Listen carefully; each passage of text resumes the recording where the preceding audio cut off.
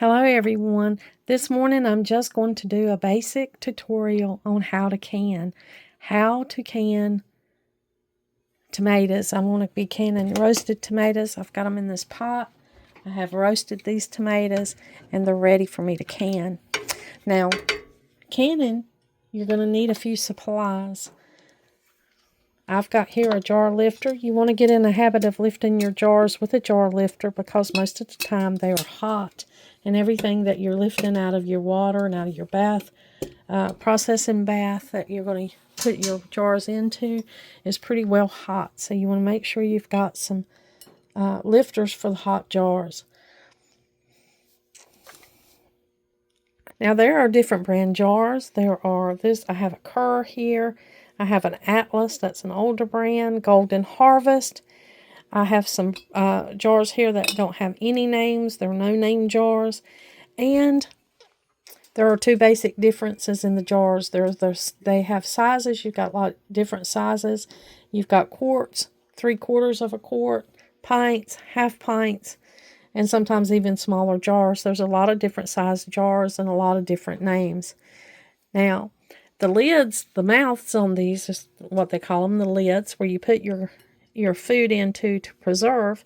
You've got two sizes. You've got a wide mouth and what's called a regular mouth lid. So there are two different sizes of lid, and that's in reference to the opening on the top of the jar. A wide mouth has a bigger lid. It has a bigger opening. Sometimes this is great for packing when you pack pickles or different things. A wide mouth jar, it's much easier to get it in than a small mouth jar. And there are different kinds of lids.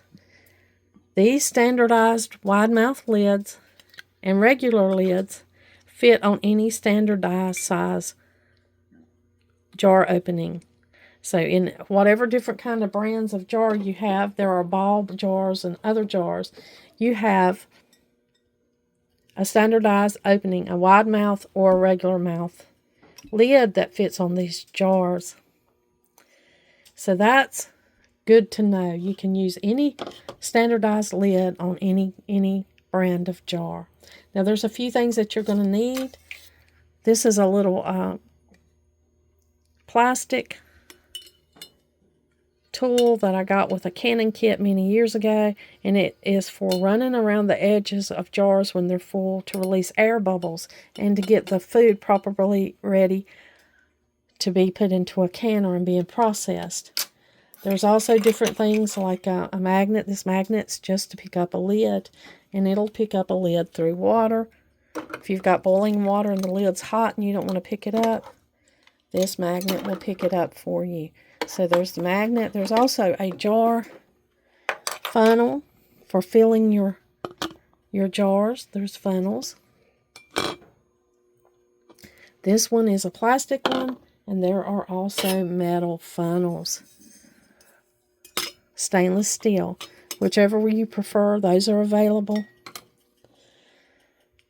You don't have to have a funnel, but it makes it easier, especially with a regular mouth jar. The wide mouth is a little easier to fill without a funnel, but sometimes you need a funnel. The rings are made up of two parts. You've got the inner lid, a cannon, part of the lid, and then you have a ring that goes on the outside. You put the two together, and that's what makes your lid. So you're going to need a jar of whatever size you choose, whatever you're able to get your hands on, whether that be purchasing those brand new or family members, or get them at a thrift store, however you get your jars. You're going to need some lids. There are two types of food. That's low acid and acid. Acid foods, they contain the natural acid in them. They are mainly fruits.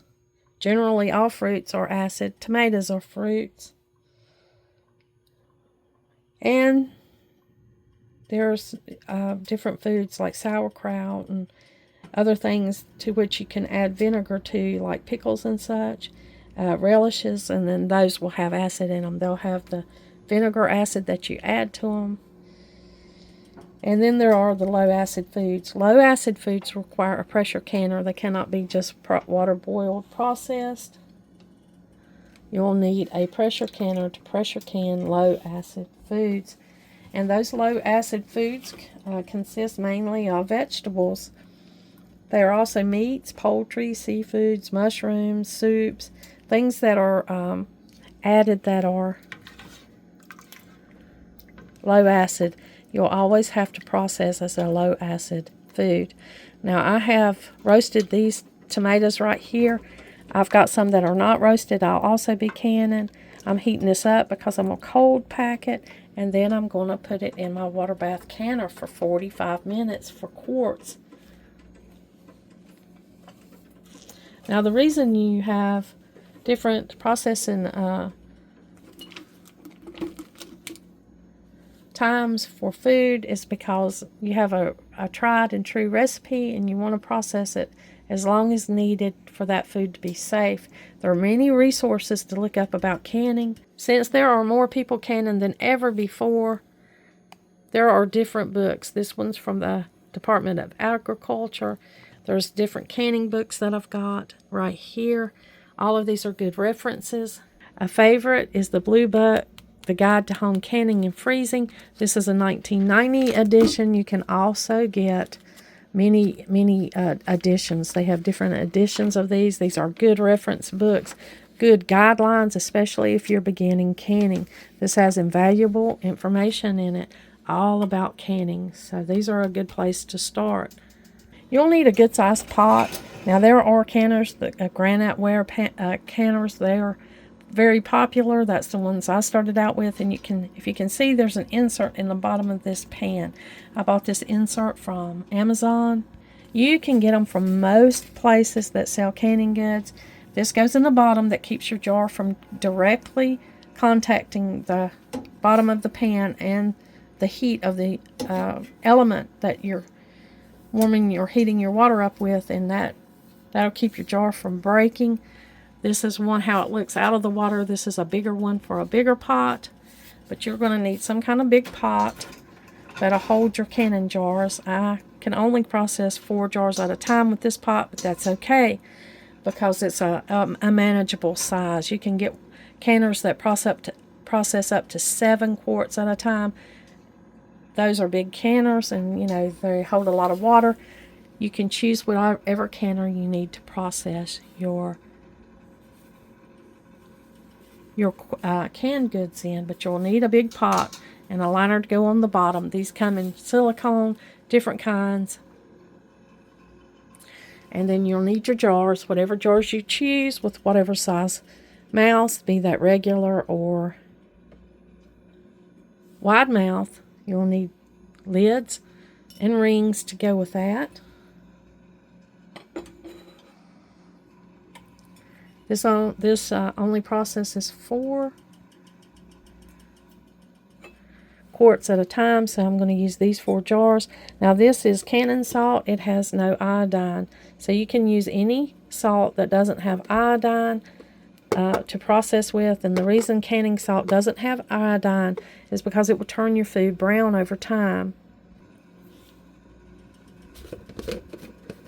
Generally, I put 1 teaspoon of canning salt per quart of food. So I'm going to go ahead and do that ahead of time in these 4 quarts.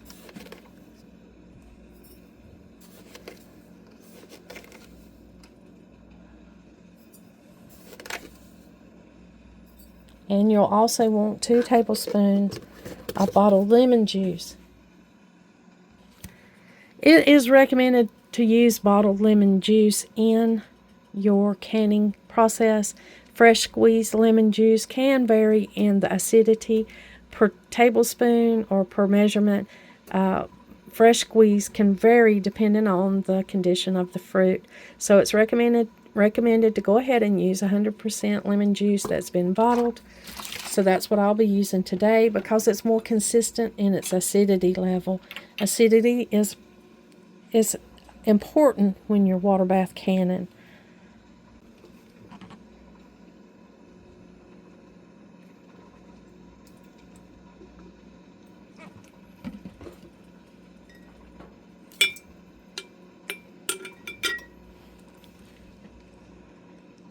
You can have a little more, but you want generally 2 tablespoons per quart of lemon juice added to your tomatoes. And that's because over the time, we've got different kinds of tomato seeds that have been hybridized to be less acidic for the body, but it also lowers the acidity if you want to can. So you want to be able to, I'm trying to do this with one hand, you want to be able to keep your acidic level at the right level for water bath canning. I'm going to need 2 hands to get these other 2 jars. I am going to go ahead and get my tomatoes put into this. We left skins on these tomatoes. There's a whole process where you dip tomatoes and peel off the skins. We leave the skins in. I can blend this up to make sauce when I get it out to prepare it. And it won't matter that the skins are on. They'll just blend right into the sauce. I think they have a lot of great flavor under the skin, and I think they add to the nutritional value. And that's why I leave the skins on. I'm going to go ahead and fill up these 4 quarts so I can get them into the water bath canner and get them started to process. Now there's something called headspace, and headspace is very important in canning. You can get tools that'll help you regulate headspace. This is a canning trick for people that have canned for a long time. This rim, when you get up to the first line of this rim where you put your canning lid on, that's 1 inch of headspace. Half of that would be 1/2 inch. And then some things even go as low as 1/4 inch of headspace needed. Headspace is very important. Whether you're pressure canning or water bath boiling, it's very important. The proper headspace must be allowed. The space in the jar between the inside of the lid and the top of the food and liquid, especially those that are starchy, will more in the canner than others, and therefore they swell more in the canner. So you need more headspace for starchy foods than you would non-starchy foods. If too little headspace, if you don't allow enough headspace, the food may expand and bubble when air is being forced out from the lid during the processing phase. The bubbling food may leave a deposit on the rim of the jar or the seal right here, and it'll cause your jar not to seal properly. If too much headspace is allowed, the food at the top is likely to discolor. You'll have so much air that the top of the food will turn brown. And it might not seal properly, and there won't be enough processing time to drive all the air out of the jar. And that'll cause failure in seals, and failure for your food to maintain its freshness, your ability to eat that food. So as a general rule, 1 inch headspace is allowed for low acid foods, vegetables and meats, and 1/2 inch of headspace for acidic foods, fruits and tomatoes. So you could just have 1/2 inch in these tomatoes. I'm leaving 1 inch, but you can have just 1/2 inch of headspace because these tomatoes are acidic. And 1/4 headspace, that's pretty much recommended for juices, jellies, and semi-soft spreads, pickles, and relishes because they don't need as much. Well, I'm going to go ahead and get these full. It's recommended to leave 1/2 inch headspace, but I always leave 1 inch headspace on my tomatoes. And so that's what we'll be doing today.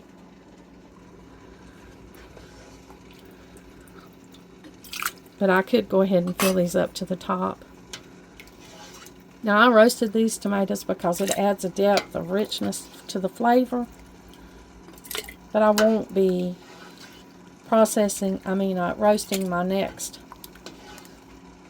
load of tomatoes. I'll be just raw packing those and processing them.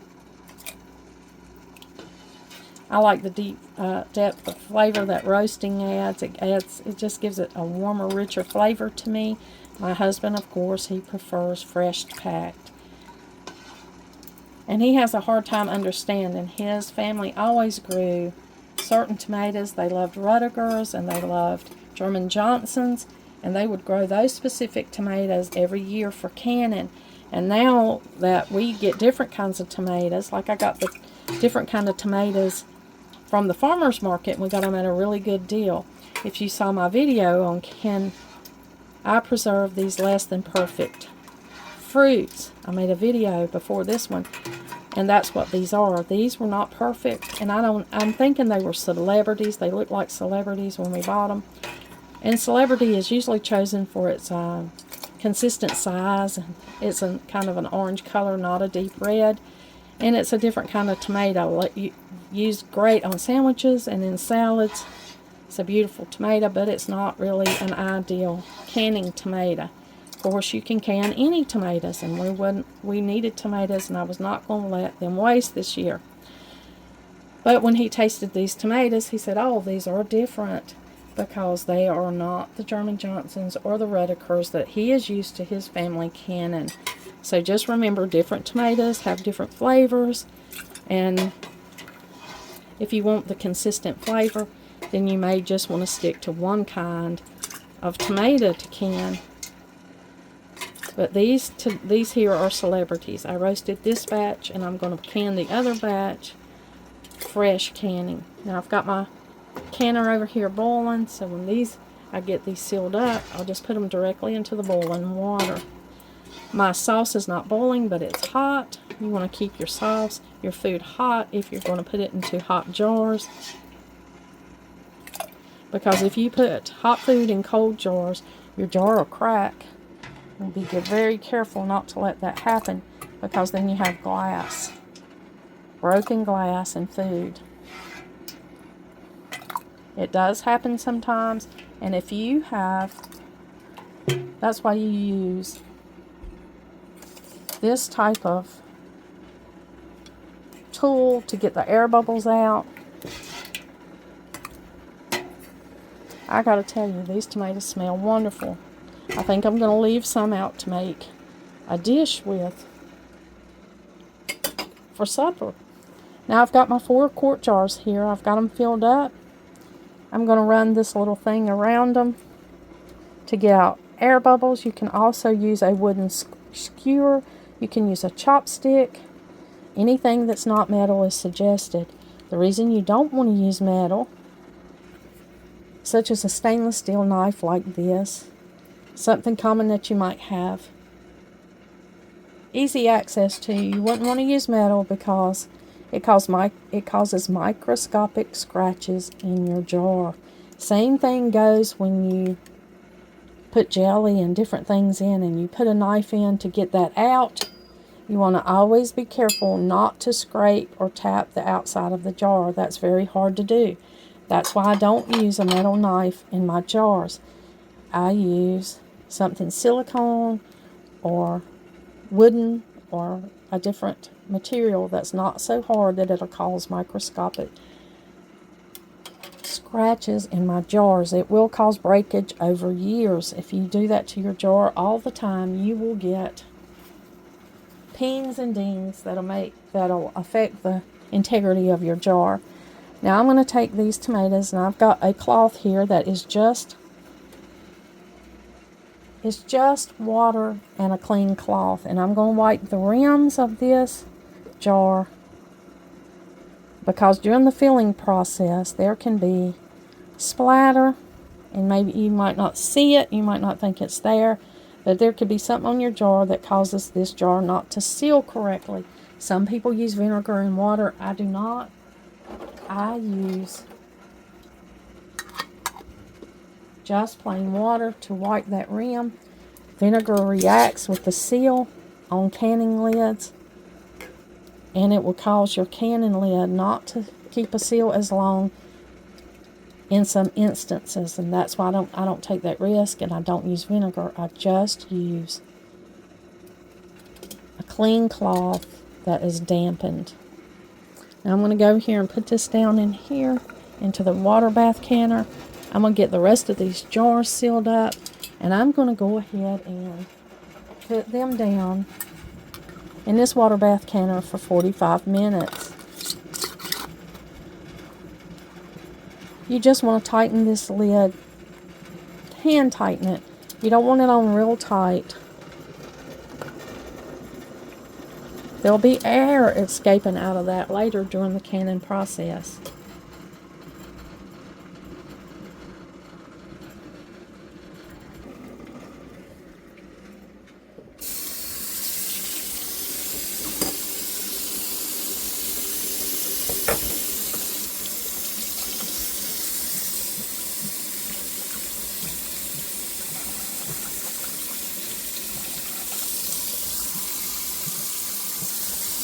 Most people have boiling water set to the side so that they can add it to their pot and it won't interrupt the boiling cycle.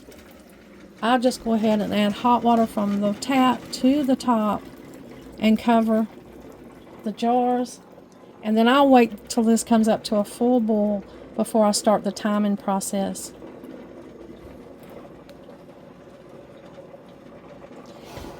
And once the timing process starts, I'll just put 45 minutes on the timer because that's the time it takes to process these tomatoes. And then I'll go about doing something, keeping an eye, making sure these stay up under the water and that they stay at a consistent boil for 45 minutes. We have all of our roasted tomatoes canned up. There are 10 quarts in total, and I've got to do the fresh tomatoes, but I'm going to go ahead. These have cooled off, take the rings off, wipe them down, label them, and add them to the pantry. They'll make delicious meals over the winter. Thank you for joining me today and letting me share with you the canning of the tomatoes. Like always, until next time.